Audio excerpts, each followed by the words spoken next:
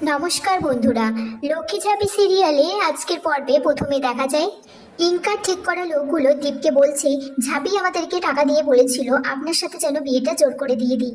তখন পুলিশটা লোকটিকে একটা থাপ্পড় মারে আর বলে সত্যি করে বল কত দিয়েছে।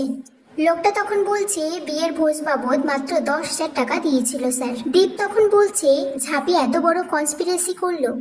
ইনকা তখন বলছে মিলল তো দীপ, ছাড়া লক্ষ্মীর বাহানা দিয়ে ঝাঁপি তোমাকে কেমন ঠকালো।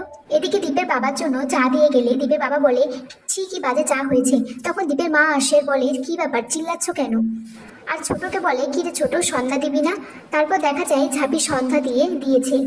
দীপের মা তখন ঝাঁপিকে বলছে তুই যতই এই বাড়ির বউ বলে চালাস আমি কিন্তু মানবো না। তখন দীপের পিসি বলছে ও বড় বৌদি ঠাকুর নিয়ে তোমার আমার করতে নেই গো। ঝাঁপি যখন একবার সন্ধ্যা দিয়ে দিয়েছে এই নিয়ে আর অশান্তি বাড়িও না। কাসাই তার মাকে বলছে হ্যাঁ বয়সটা বেড়েছে কিন্তু বুদ্ধি তো বাড়েনি। তখন দীপের মা বলে এই যে বাবানির বাবা তুমি শাসন করতে পারছো না নিজের মেয়েকে।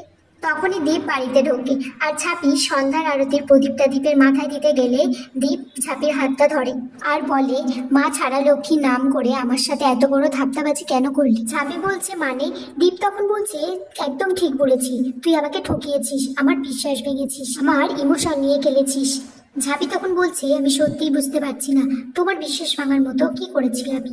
ইনকা তখন সেই লোকগুলিকে নিয়ে বাড়িতে ঢোকে। ঝাঁপি তখন লোকগুলিকে দেখে চিনে ফেলে আর বলে এরা তো চাম্পতার লোকজন, এরা এখানে কেন এসেছে। দীপ বলছে তুই এখনো বুঝতে পারছিস না ওরা কেন এখানে এসেছে। তাই তখন ইনকাকে বলছে তুমি আর বেশি কাঠিবাজি করো না। ইনকা তখন বলছে কাঠিবাজি আমি করছি না, ঝাঁপি করেছে, যার জন্য দীপ আর আমার জীবনটা নষ্ট হয়ে গেছে। তখন সেই লোকগুলো ঝাঁপিকে বলছে আমাদের এই দিদির কথায় করে যাওয়া একদম ঠিক হয়নি। ঝাঁপি বলছে কি বলছো এসব, তোমাদেরকে এসব করার জন্য কত টাকা দিয়েছে। তখন লোকগুলি বলছে কি দিদি আপনি পার্টি খাচ্ছেন কেন, টাকা তো আপনি আমাদের দিয়েছেন। দীপ তখন বলছে আজের ফয়সালা হবে আর এক্ষুনি হবে। তারপর লোকগুলো বলছে দিদির টাকাই আমরা দাদার সাথে বিয়ে দিয়ে দিলাম আর সেই টাকায় ভোজ খেলাম। তখন ঝাঁপি লোকটাকে একটা থাপ্পড় মারে আর বলে সবেই ইনকাদের চক্রান্ত। দীপ তখন বলে একটাও বাজে কথা বলবি না ঝাঁপি, শুধু ইনকা নয় আমারও সন্দেহ হওয়াতে আমিও চাম্পাতায় গেছিলাম আর ওদের সাথে কথা হয়েছে, পুলিশের সামনে ওরা সব কিছু স্বীকার করেছে। ঝাঁপি তখন বলে ওদের আসল রূপ তুমি দেখোনি, ওরা সবসময় নেশা করে থাকে তবু তুমি ওদেরকে বিশ্বাস করছো। আর আমি এত টাকা কোথায় পাবো, তুমি তো জানো আমার অ্যাকাউন্টে কত টাকা আছে। তখন কাসাই আর দীপের বাবা বলে যে আমরা এসব বিশ্বাস করি না যে ঝাঁপি এরকমটা করতে পারে। ঝাঁপি তখন দীপকে বলে বিশ্বাস করো এগুলো সব মিথ্যে, আমাকে ফাঁসানো হচ্ছে। দীপ বলছে তুই করতেই পারিস, তুই যেভাবে আমাকে এই বাড়ির বউ বলে মানতে বাধ্য করলি, আমি এই ঝাঁপিকে চিনি না।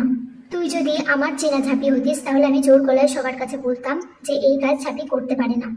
আর এইসব কথা বলতে বলতে এখানেই আজকের পর্ব শেষ হয়ে যায় বন্ধুরা।